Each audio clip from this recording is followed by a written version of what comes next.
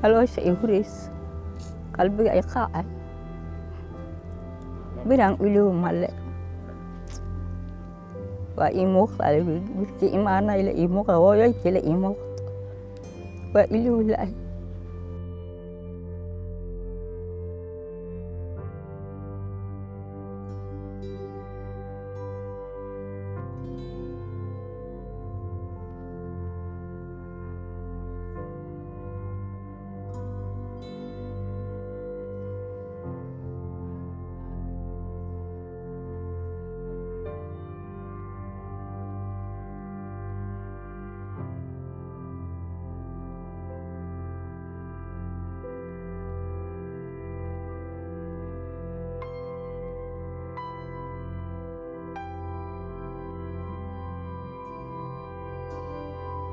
اوكي maalinta sabtida ahayd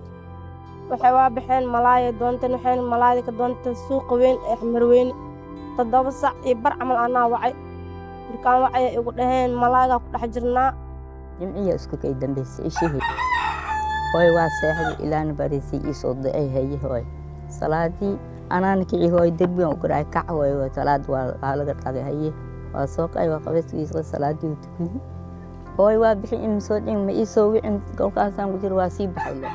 markay ahayd 8 saac iyo bar ay soo wacday Khadiija Cabdi Cismaan ana igu hooy igu aaba tahay markaas ay igu dhahday waxaan saarnaa bajaaj waxaan soo marayaa Zoobe ee qadada iga dhameeyna dabka ii shid taleefanka mar alaal markaan damiyay ka bacdeen waxa dhacay qaraxi abaar 10 daqiiqo camal taleefanka haday ku celiyo 4 gabdhaba lama heli karo iska soo jaray 8 saac iyo bar camal ayaa $3 isku soo tuuray ilmaha buuga ay rabnaa $1 buuga ku gato $2 wixii goos ku soo gata markaas hadalkiis ay noo dambeysay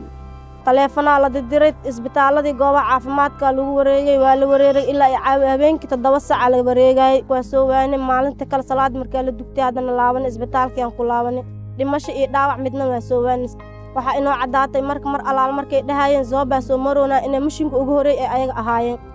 dafiisa dan arki lahay qabrigiis waa kan la dhiilay oo inaan qawi waa arki lahay hadda waxaan ku qaboobsina ma haysto lafna ma haysto ruuxna ma haysto gabdhihii afartoodaba maalin alaala maalintay baxayeen inta naga baxayeen oo dhahayeen moolaayan doonuhuna ilaa hadeertan wajigooda ma hayno lafahoodii ma hayno wax aan ka hayno mala xataa wax aan lafa aan ka duugan xataa hadii aan hel lahayn waa ku qancinay hataa lafiisa ta soo shida maanta ee sita xanuun kasto waa ka yaraan inaa isku aysan yahay oo xaqiiqsata ma ilaa hadda la bartiisa ku muuqato 20 ay ka tageen markii ay isku dar afartooda 20 kaas markaas kursiimadooda alxamdulillah ilaahay u taala Soomaaliya u taala